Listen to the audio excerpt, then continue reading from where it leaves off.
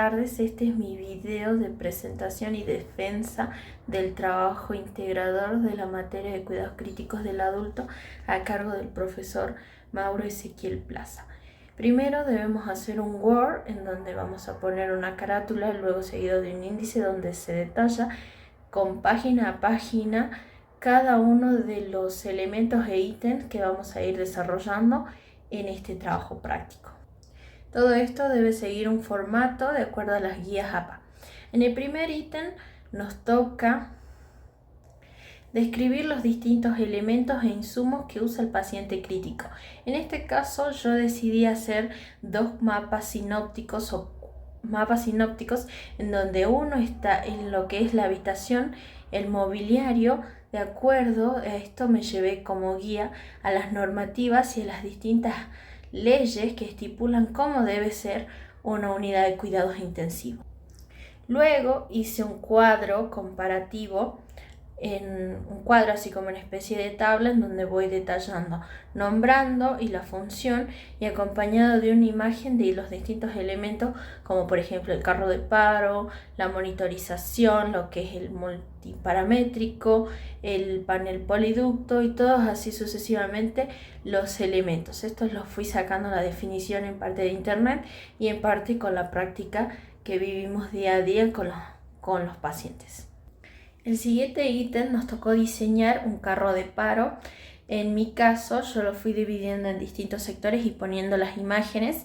Primero comencé con el exterior, con todos los elementos que debe contar el carro afuera, ya sea con un tubo de oxígeno, la tabla de resucitación, el desfibrilador, el marcapaso, etc.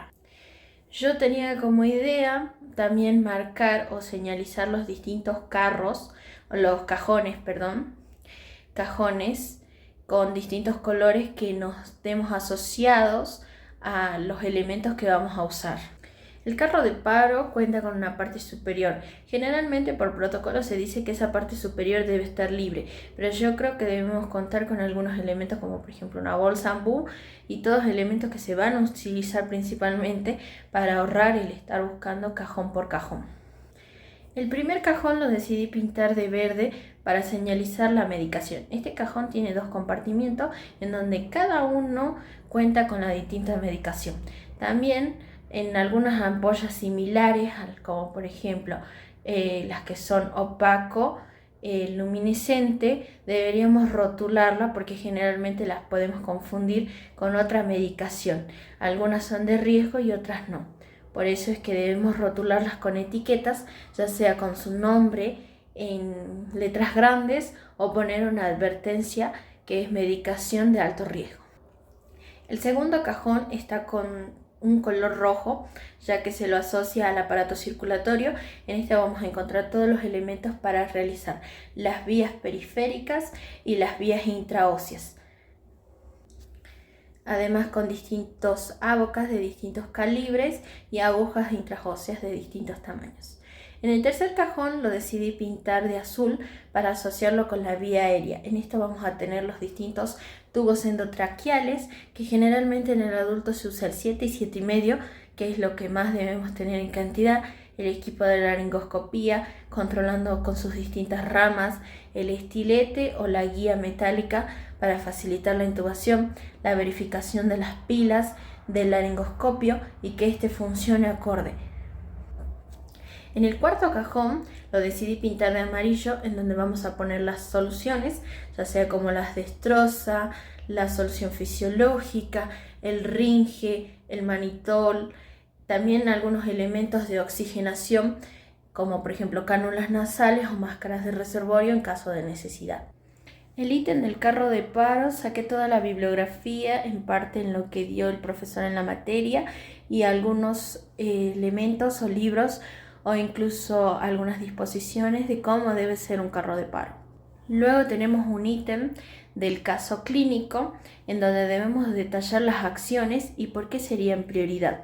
Yo enlisté una lista de 9 acciones que para mí son las importantes. Primero, comenzar con la monitorización del paciente, porque a pesar que hay valores alterados, necesitamos la monitorización constante porque el paciente es un paciente que está en riesgo de paro. Luego hacer la medicación pertinente porque está febril y controlar los paralelos porque a pesar de estar con la noradrenalina está taquicárdico e hipotenso.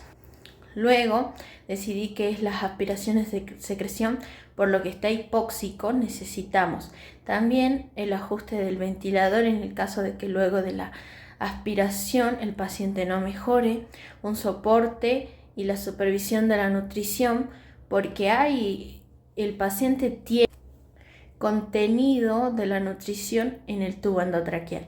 Es por eso que debemos verificar si la sonda está correctamente, si no se ha enrollado o notificar al médico para ver si se cambia a una nutrición parenteral o el cambio de la sonda. Informar al médico para que evalúe los paralelos y la dosis de la noradrenalina y la dobutamina por los parámetros que se encuentra el paciente. El control del catéter central, por lo que está en fiebre, puede ser un indicio de infección, ya no sea solamente por la sonda vesical, sino también por el catéter central. Una higiene, controlar el nivel de sedación y reconocer los diferentes signos de aspiración, porque una mala sedación o una inadecuada sedación nos dificulta el encontrar los signos de aspiración y la nutrición, es decir, la intolerancia de la misma, o que hay algún elemento o que la sedación hace que la nutrición no sea bienmente tolerada. En el siguiente ítem nos tocó describir o nombrar los distintos partes del circuito ventilatorio, que para nosotros es fundamental saber cada circuito, porque un mal control visual o inspección del circuito puede hacer daño al paciente. Por ejemplo, un mal desagote o un ineficiente o no desagotar las tampas de agua facilita y pone en riesgo al paciente a adquirir neumonías asociadas a la ventilación. Es por eso que cada parte del circuito tiene un papel importante en la ventilación del paciente. En el siguiente ítem nos tocó pasar todos los paralelos, que ya que el profesor nos dio las gotas por minuto que cuenta este paralelo, lo seguimos haciendo con una fórmula. A todas las gotas las multiplicamos por 3 y ese resultado es lo que nos daría los mililitros hora. Como por ejemplo la noradrenalina, que cuenta con 4 ampollas. Esas 4 ampollas están a 7 gotas por minuto, eso lo multiplicamos por 3, es igual a 21. Y así sucesivamente con cada medicación y hasta incluso con la nutrición. Es importante saber los mililitros hora para hacer un correcto balance de este paciente, para ver si tenemos un balance positivo o un balance negativo. En el siguiente ítem nos tocó desarrollar la medicación que estaba usando este paciente, sus reacciones adversas, cuándo sí y cuándo no, y los cuidados de enfermería. Para este ítem decidí hacer un cuadro en donde detallo cada medicación, su uso, su reacción adversa, cuándo sí y cuándo no se debe dar a este paciente, y los cuidados de enfermería, que son los importantes en la hora de la administración de la medicación. En el siguiente ítem nos tocó explicar qué parámetros deberíamos ver en el ventilador. Yo creo que todos los parámetros del ventilador son importantes, tanto los modos, el volumen corriente, la presión pico, la frecuencia respiratoria, el monitor, los volumen, la PIP, la FIO, el tiempo de inspiración, las curvas, el volumen tidal, en qué modo está el paciente, si está asistido, en controlado. Y en este caso ver si el ventilador cuenta con las alarmas correspondientes y si están en los parámetros que deben estar, porque este paciente, a pesar de tener la noradrenalina y la dobutamina y todos los demás sedantes y analgésicos, puede sufrir de un paro, y las alarmas nos ayudan a prevenir o a detectar tempranamente el shock, así estar atentos en caso de una eventualidad como ser el paro cardiorrespiratorio o una broncoaspiración a causa del mal pasaje de la nutrición o de la aspiración ineficaz de las vías aéreas mediante las secreciones. En el siguiente ítem nos tocó nombrar los distintos elementos de emergencia y yo creo que en este ítem los más importantes que debemos tener en este elemento que dice de emergencia sería el carro de paro bien equipado y con todos sus elementos correspondientes, además de otros elementos que nos harían falta, como por ejemplo las soluciones estéril, otro monitor en caso de que el monitor que tiene no funcione o haya alguna situación en el cambio que hace que se reinicie y tarde tiempo en asistir al paciente.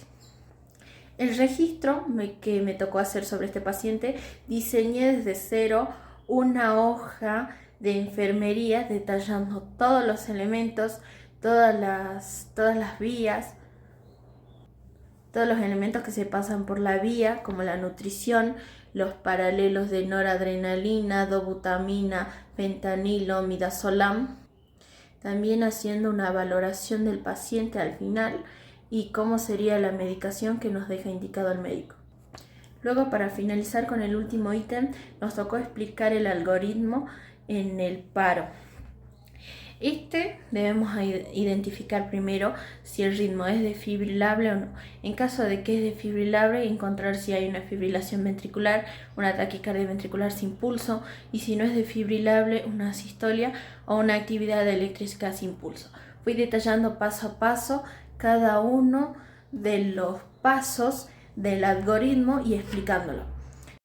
Este trabajo nos deja como reflexión y también como aprendizaje a las personas que no estamos constantemente en un servicio de terapia intensiva, a aprender cómo sería su funcionamiento, qué elementos debemos tener, cómo serían los pacientes, cómo sería el manejo, para así en un futuro ya tener una noción y ayudarnos a nosotros mismos a aprender cómo sería el paciente crítico y cómo manejarlo y no estar tan perdido si algún día nos toca estar en este servicio. Muchas gracias y hasta luego.